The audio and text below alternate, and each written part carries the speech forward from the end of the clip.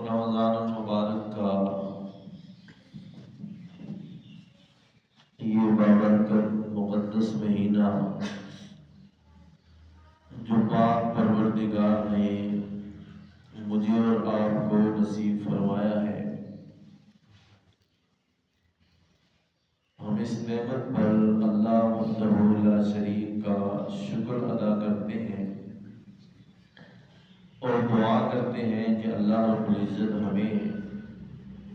اس ماہ مبارک کی صحیح معنوں میں قدر کرنے کی توفیق نصیب فرمائے، اور جو اس کے فضائل ہیں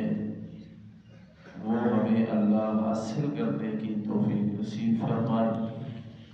اور اس ماہ مبارک کی ناقدری سے اللہ ہم سب کو محفوظ فرمائے۔ چونکہ آج 13واں روزہ ہے رمضان المبارک کا، یہ 13واں دن جو ہے وہ جاری ہے، اور جیسے میں نے پہلے بھی کئی بار یہ بات ذکر کی کہ اسلامی تاریخ میں کچھ خاص دن، کچھ خاص مہینے ایسے ہوتے ہیں کہ جن کا ذکر کرنا خصوصاً اپنے ان نوجوانوں کے سامنے کہ ہم لوگ کون ہیں، کن کے نام لیوا ہیں، ہماری تاریخ کیا ہے، ہمارا کردار کیا ہے، ہمیں کیا ہونا چاہیے اور ہم کیا ہیں۔ تو اسی حوالے سے رمضان المبارک میں جہاں اور بہت سے اہم واقعات ہیں، وہاں اسلامی تاریخ کا ایک بہت ہی بڑا واقعہ، بہت ہی اہم واقعہ جو سن 2 ہجری کو پیش آیا، جب جناب نبی کریم صلی اللہ علیہ وسلم مکہ مکرمہ سے کفار مکہ، مشرکین مکہ، ان کے ظلم و ستم سے تنگ ہوئے، اللہ رب العزت نے حکم ارشاد فرمایا، میرے محبوب یہ آپ کی قدر کرنے والے نہیں ہیں، سمجھنے والے نہیں ہیں، آپ ان کو چھوڑ کر ہجرت کر کے مدینہ منورہ تشریف لے جائیں۔ تو ہجرت کرنے کے بعد بھی مشرکین مکہ نے اپنی شرارتوں سے وہ باز نہ آئے، اور جا بجا گائے بگائے وہ مسلمانوں کو چھڑتے رہتے، تنگ کرتے رہتے، حتیٰ کہ اور یہاں چونکہ مکہ مکرمہ میں یا مدینہ منورہ میں بھی شروع کے 2 سال مسلمانوں کو آگے سے جوابی کارروائی کرنے کی اجازت نہیں تھی، اس لیے کہ مسلمانوں کی افرادی قوت، مالی قوت کفار کے مقابلے میں کمزور تھی۔ تو یہاں پر معاملہ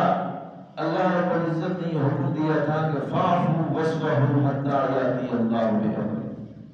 اگر وہ تمہیں تنگ کرتے ہیں، ستاتے ہیں تو معاف کرو، معاف کرو۔ یہ معاملہ اسی طرح چلتا رہا یہاں تک کہ فرمایا کہ جب اللہ کا حکم آ جائے تو پھر اس کے مطابق عمل کرنا ہے۔ تو بہرحال سن 2 ہجری میں اللہ رب العزت نے جب مسلمانوں کو اجازت جہاد دی اور ارشاد فرمایا کہ ایمان والو اذن للذین یقاتلون بأنہم ظلموا، جب تم پر اب ظلم کیا جائے،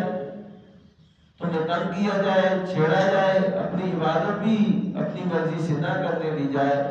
تو اذن للذین یقاتلون، تو پھر تمہیں اب اجازت ہے کہ تم کفار کے ساتھ کیا کرو، لڑائی کرو۔ اب یہاں اللہ رب العزت نے اجازت دے دی، اور پھر دوسرے کئی مقام تو ایسے ہیں، یا ایھا الذین آمنوا خذوا حذرکم فانفروا ثبات او انفروا جمیعا، اے ایمان والو اپنے ہتھیار لے لو، اجتماعی طور پر کرتے ہو لڑائی یا انفرادی طور پر تمہیں اپنے آپ کو مضبوط رکھنا چاہیے۔ یا ایھا النبی حرض المؤمنین علی القتال، پھر آگے جا کے اللہ رب العزت نے اجازت سے بڑھ کر آگے حکم دے دیا اے میرے محبوب ایمان والوں کو جہاد پر ابھاریے، انہیں ابھاریے جہاد پر کہ یہ جہاد کا شوق رکھیں، جہاد کرنے کو پسند کریں۔ یہ قرآن کا حکم ہے۔ مسلمانوں کو بہرحال جب حکم ہوا، اللہ رب العزت نے اجازت دے دی کہ اب تمہیں لڑائی کی اجازت ہے، کیونکہ ایمان تو تھا صحابہ میں کمال درجے کا، لیکن اللہ کے حکم کے آگے مجبور تھے۔ اب جب اجازت مل گئی، پھر یہ بدر کا واقعہ اسی سلسلے کی ایک کڑی ہے۔ واقعہ تو یوں پیش آیا کہ انصار کے سردار حضرت سعد بن معاذ رضی اللہ تعالیٰ عنہ یہ بیت اللہ کے طواف کرنے لگے، تو ابو جہل نے حضرت سعد بن معاذ کو روکا، یہ انصار کے سردار تھے، اور روک کر کہنے لگا، اور یہ مہمان بن کے گئے تھے امیہ کے، اور یہ بھی قریش کا سردار تھا۔ ابو جہل نے روک کر کہا، اگر تم امیہ کے مہمان نہ ہوتے تو ہم یہاں سے تمہیں جانے نہ دیتے۔ جب یہ بات ہوئی، حضرت سعد نے کہا، اچھا تم مجھے یہاں روک دے، میں مدینہ سے تمہارے جو تجارتی قافلے جاتے ہیں نا شام کو، وہ ہم ہمارے پاس سے ہو کے جاتے ہیں، پھر ہم تمہیں وہاں سے گزرتے بھی، ایسے ہم اپنی زبان میں کسی کو کہیں اتنے تمہیں پریشان کرنے لیکن ساڑھے رہے تو لگ سے جی، حضرت صاحب نے بھی یہ جواب دیا۔ اور دوسرا واقعہ یہ پیش آیا کہ یعنی یہ بنیاد ہے غزوہ بدر کی، اور میں یہ بات اس لیے بیان کر رہا ہوں کہ غزوہ بدر کون سے مہینے میں پیش آیا؟ رمضان المبارک میں، 17 رمضان المبارک کو یہ واقعہ، یہ مارکہ پیش آیا، اور یہ تاریخی مارکہ ہے۔ اللہ رب العزت نے مسلمانوں کو ایک تاریخی فتح نصیب فرمائی ہے، اور اسلام جو بلندیوں کو پہنچا ہے، اسلام کا یہ درخت، یہ قداور درخت جو مضبوطی کو پہنچا ہے تو وہ اس جنگ کے بعد پہنچا ہے۔ پہلے تو مسلمان کمزور ہوا کرتے تھے، آج کچھ لوگ یہ کہتے ہیں اسلام تلوار کے زور سے نہیں پھیلا، اسلام تلوار کے زور سے، غلط کہتے ہیں۔ اللہ کے محبوب نے فرمایا جنت تلواروں کے سائے کے نیچے، اسلام تو پھیلا ہی تلواروں کے زور سے، ورنہ جنگ بدر میں کتنے تھے؟ 313 غزوہ احد میں، اور 313 نبوت کا کتنا سال ہے؟ جنگ بدر کب پیش آئی؟ سن 2 ہجری کو، 13 سال مکہ مکرمہ کے، 2 سال مدینہ منورہ کے، کتنے ہو گئے؟ 15 سال۔ 15 سالوں بعد جو جنگ ہوئی، مسلمانوں کی تعداد جنگ میں میدان میں کتنی اتری؟ 313۔ اور جو آخری جنگ ہوئی، فتح مکہ جب ہوا، فتح مکہ کے بعد جو غزوہ حنین ہے، جب مسلمان طاقت کے ساتھ کفار کا پیچھا کرتے ہوئے جاتے ہیں، تو نبی پاک صلی اللہ علیہ وسلم کے ساتھ 12,000 کا لشکر ہے، اور کتنے سالوں میں؟ صرف 8 سالوں میں۔ اسلام چمکا ہی تلواروں کے زور پہ ہے۔ اللہ نے مسلمانوں کو اب حکم دے دیا ہے کہ اب میں نے تمہیں اپنی پہچان کروا دی ہے، یہ کائنات تمہیں دی ہے، یہ تو میں نے بنائی ہے، تو جو مجھے نہیں مانتے، جو میرا انکار کرتے ہیں، جو میرے دشمن ہیں، پھر ان کے خلاف میدان عمل میں نکلو۔ دوبارہ ایک تجارتی قافلہ جو ابو سفیان، جو اس وقت مسلمان نہیں تھے بلکہ کافروں کے سردار تھے، ان کی سرپرستی میں شام سے واپس آ رہا تھا، اور کفار کا یہ ارادہ تھا کہ اس مال سے جتنا بھی فائدہ ہوگا وہ ہم مسلمانوں کے خلاف استعمال کریں گے، یہ ان کا ایک منصوبہ تھا۔ جناب نبی کریم صلی اللہ علیہ وسلم کو جب یہ بات پتہ چلی، اور دوسری بات حضرت سعد والی بھی تھی، تو یہ بات نبی کو بڑی پسند آئی، جب پتہ چلا نا کہ ابو سفیان کا قافلہ شام کے راستے سے واپس آ رہا ہے اور مدینہ کے پاس سے گزرے گا، حضور نے صحابہ کو جمع کیا اور جمع کر کے کہا معاملہ اس طرح ہے کہ کفار اور مشرکین کا تجارتی قافلہ بہت بڑا وہ اس راستے سے گزرنے والا ہے، اور ان کا منصوبہ یہ ہے کہ یہ قافلہ یا مکہ مکرمہ پہنچے گا اور اس سے جو مال تجارت ہے، جو اس سے فائدہ حاصل ہوگا، وہ مسلمانوں کے خلاف استعمال کیا جائے گا، لہذا تیاری کرو، ہم اس قافلے کو یہاں ہی روکتے ہیں۔ حضور نے دفاعی پوزیشن میں آ کر دفاعی پوزیشن اختیار کی یا پیش قدمی کی؟ پیش قدمی کی نا۔ آج جہاد کو دہشت گردی کا نام دے دیا گیا۔ ایک بات یاد رکھیں، جہاد کفار کے خلاف، مشرکین کے خلاف، حضور نے پیش قدمی کی، اور کتنا اللہ نے ہمیں وہ موقع نصیب فرمایا ہے بدر کا میدان دیکھنے کا۔ وہ گاڑی بھی تقریباً جو ہے نا گھنٹوں چلتی ہے، 160 سے 70 کلومیٹر کا راستہ ہے مدینہ منورہ سے، 160 یا 70 کلومیٹر راستہ ہے مدینہ منورہ سے۔ نبی علیہ السلام اپنے 313 جانثار صحابہ کو لے کر نکل پڑتے ہیں، اور کیسے؟ ہتھیار پاس نہیں،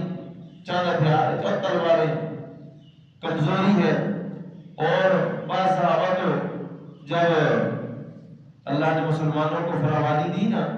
تو جب صحابہ یہ واقعات بیان کرتے ہیں کہ ایسا بھی موقع آیا کہ کھجور ایک ملتی اور اس کو بھی ہم آدھا آدھا تقسیم کر کے کھاتے اور گھٹتی چوستے رہتے۔ اس حالت میں اللہ نے میدان میں اتارا ہے اپنے شیروں کو، کیونکہ یہ جماعت اللہ کی جماعت ہے، یہ صحابی میرے نبی کے ہیں، لیکن جماعت کس کی جماعت ہے؟ اولئک حزب اللہ، اللہ فرماتے ہیں میری جماعت ہے۔ صحابہ کے بدر کے میدان میں اب جب پتہ چلا ابو سفیان کو، تو فوراً اس نے آدمی کو بھیجا، قاسم کو بھیجا کہ جاؤ مکہ والوں کو یہ بات بتاؤ کہ معاملہ اس طرح ہے، لہذا وہ کیا کریں؟ دفاع کے لیے تیار ہو جائیں۔ تو ابو جہل اپنا لشکر 1000 بندے کا لے کر دفاع کے لیے، کس کے؟ اس قافلے کے جو تجارتی قافلہ تھا، دفاع کے لیے نکلا، اور نکلا ادھر ابو سفیان ایک غیر معروف راستے سے، جو عام طور پر راستہ نہیں استعمال ہوتا تھا، یعنی یوں کہیں چھپ کر وہ اپنے قافلے کو بچا کر لے کر نکل گیا۔ ادھر ابو جہل کو جب پتہ چلا کہ قافلہ تو تجارتی نکل چکا ہے، تو لیکن اس نے کہا کہ اب ہماری تیاری ہو چکی ہے، اب ہم جائیں گے اور جا کر بدر کے میدان تک جا کر وہاں ہم گانے بجانے گائیں گے، اور کیا کریں گے جی، آج کی سمجھانے کے لیے بات کر دوں، وہاں جا کر ہم پارٹی کریں گے، وہاں جا کر ہم جشن منائیں گے۔ یہ جشن اور پارٹیاں وہاں سے نکلی ہیں، وہاں جا کر ہم جشن کریں گے کہ دیکھو بھائی ہم آ گئے ہیں، اور وہاں سے پھر واپس آ جائیں گے۔ تو صحابہ جو اللہ رب العزت نے اجازت دے دی تھی، اب نکل پڑے ہیں۔ اب بدر کے میدان میں جب پہنچے ہیں، آج بھی باقی مکہ اور مدینہ میں تو ساری تعمیرات ہونی ہے، لیکن بدر کا میدان آج بھی اپنی اصلی حالت میں موجود ہے۔ وہاں جب پہنچے، ادھر سے مکہ والی سائڈ پہ ادھر سے آئے کفار اور مشرکین، کتنی تعداد ہے؟ 1000 کی، اور ادھر مقابلے میں مدینہ والی سائڈ سے جناب نبی کریم صلی اللہ علیہ وسلم اور امت کے بہترین لوگ، بلکہ امت کے نہیں کائنات کے سب سے اعلیٰ اور بہترین لوگ موجود ہیں۔ حضور نبی کریم صلی اللہ علیہ وسلم تشریف فرما ہے۔ اب وہاں پر مسجد تعمیر ہوگی، وہاں کا قافلہ ٹھہرا۔ یہ جگہ تھوڑی جو ہے وہ نیچے، اس لیے میں جو حضرات عمرے پہ جاتے ہیں جو پڑھے لکھے ہیں، میں ان کو خصوصی تاکید کے ساتھ کہا کرتا ہوں کہ بدر کا مقام ضرور جا کے دیکھنا، اور طائف کا مقام ضرور جا کے دیکھنا، تاکہ تمہیں پتہ چلے یہ دین ہم تک پہنچا کیسے، ہم کتنی سختیوں اور مشکلات کے بعد اللہ کے نبی نے اور صحابہ نے قربانیاں دی ہیں، تو تب یہ ہم تک قرآن پہنچا ہے، تب یہ ہم تک احادیث پہنچی ہے۔ ویسے نہیں آیا یہ دین، ویسے یہ نماز نہیں آئی، ویسے یہ روزے نہیں آئے، ویسے یہ مسائل ہم تک نہیں پہنچے، بڑی قربانیاں اس کے لیے دی گئی ہیں۔ صحابہ موجود، اللہ کے نبی دعا کرتے ہیں، وہاں بھی سر سجدے میں رکھتے ہیں، اور دعائیہ جملے اللہ کے نبی کی زبان سے جاری ہیں۔ صحابہ ادھر تیاری میں ہیں، ادھر کفار مکہ ابو جہل کی قیادت میں، وہ بلندی پہ ہے،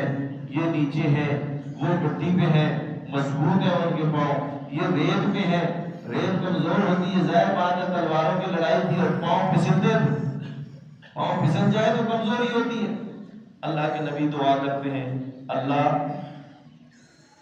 میں یہ اپنی 15 سالہ محنت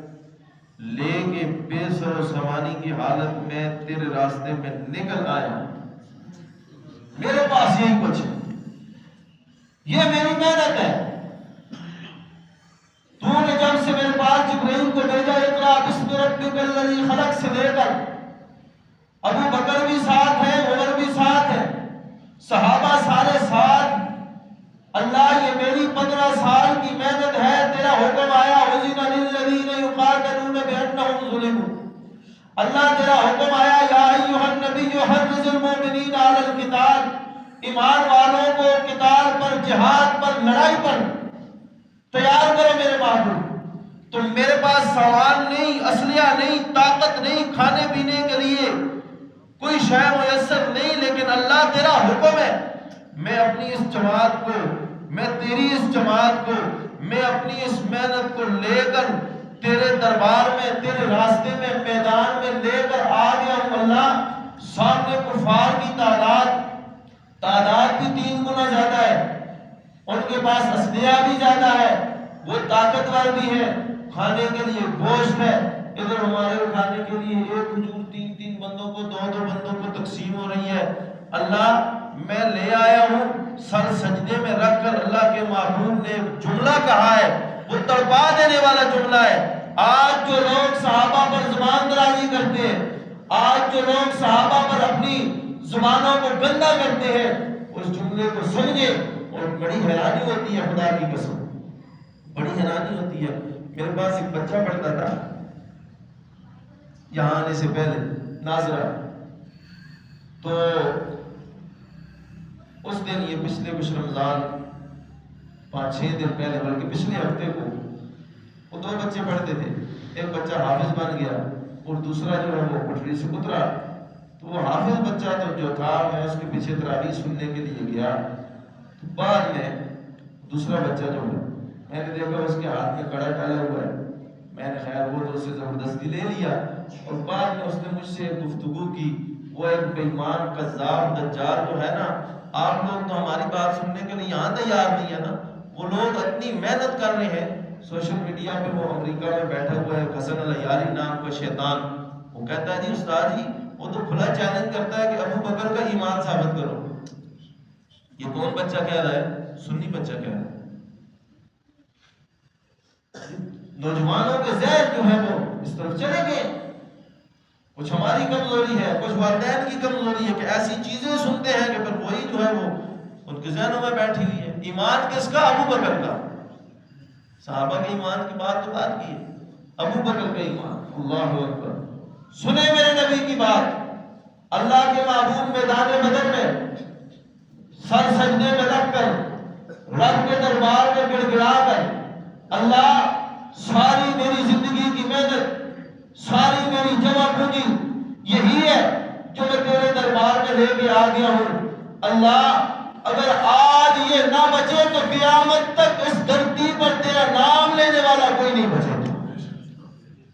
اللہ اکبر، میرے مولا آج یہ نہ بچے تو قیامت تک اس دھرتی پر تیرا نام لینے والا کوئی نہیں ہوگا۔ جب ابو بکر صدیق نے یہ جملے سنے، نبی نے سر سجدے میں رکھا ہوا ہے،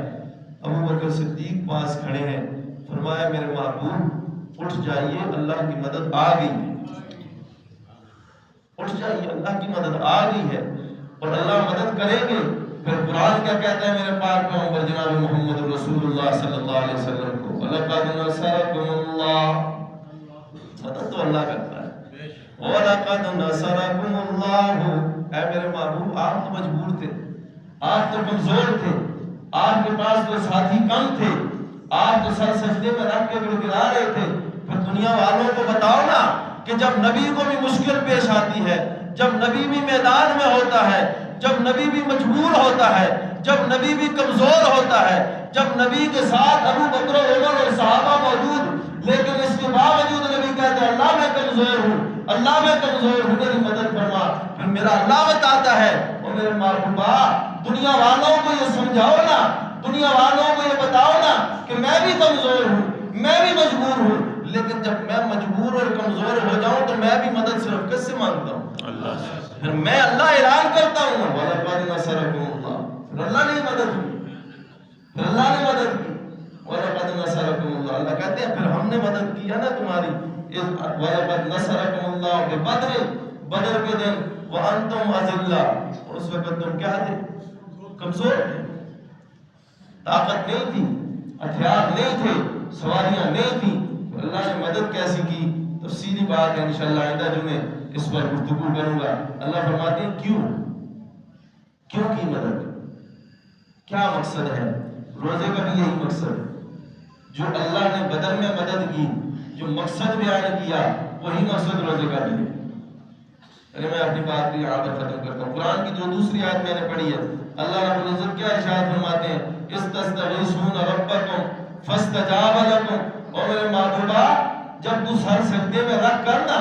مجھے پکار رہا تھا، استستغیثون ربکم، جب تم فریاد کرنے لگے اپنے رب کے سامنے تو سنو، فاستجاب لکم انی ممدکم، تو پھر وہی تو اللہ ہے نا جس نے تمہاری پکار کو سنا ہے، پھر تمہاری فریاد کو پہنچا ہے، اور میں نے تمہاری مدد کی، اور میں نے بھیجی ہیں کتنے فرشتے، بِأَلْفٍ مِّنَ الْمَلَائِكَةِ مُرْدِفِينَ، پھر میں نے 1000 فرشتے تمہاری مدد کے لیے آسمانوں سے بھیجے۔ قرآن صاحب نظریہ بھی بتاتا ہے نا، بدر کا میدان اگرچہ میدان جنگ ہو، جرنیل میرا محبوب پیغمبر ہو،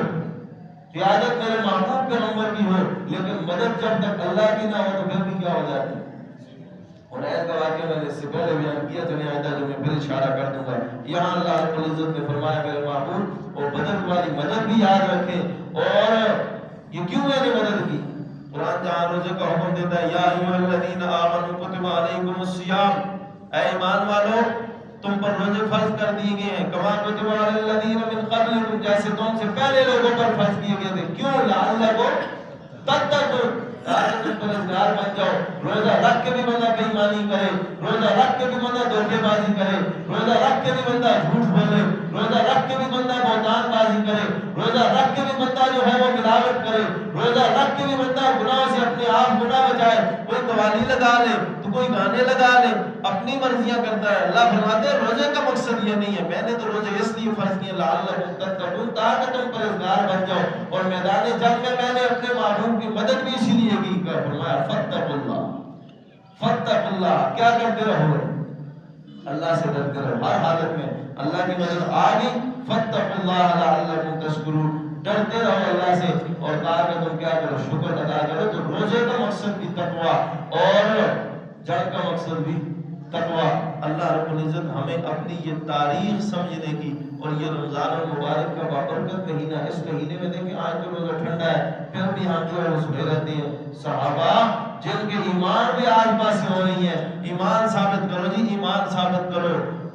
وہ صحابہ 313 روزے کی حالت میں، گرمی ہے اور عرب کا میدان ہے، صحرا ہے، تپتی دھوپ ہے، اس بے سر سمانی کے عالم میں نبی کے ساتھ 17 رمضان میں یہ جنگ کا واقعہ ہے، اور کتنے دن لگے ہوں گے، صحابہ پیدل چلتے رہے، نبی ساتھ جاتے رہے، چلتے رہے، اور بدر کے میدان میں پہنچے۔ یہ اسی رمضان میں اللہ رب العزت نے یہ مار کا یہ پیش آیا، اور فرقان اس کا نام رکھا گیا کہ حق اور باطل میں یہ فرق کرنے والی ہے۔ باقی تفصیلی بات انشاءاللہ آئندہ جو میں کر لیں گے۔ اللہ رب العزت ہمیں سمجھنے کی اور عمل کی توفیق۔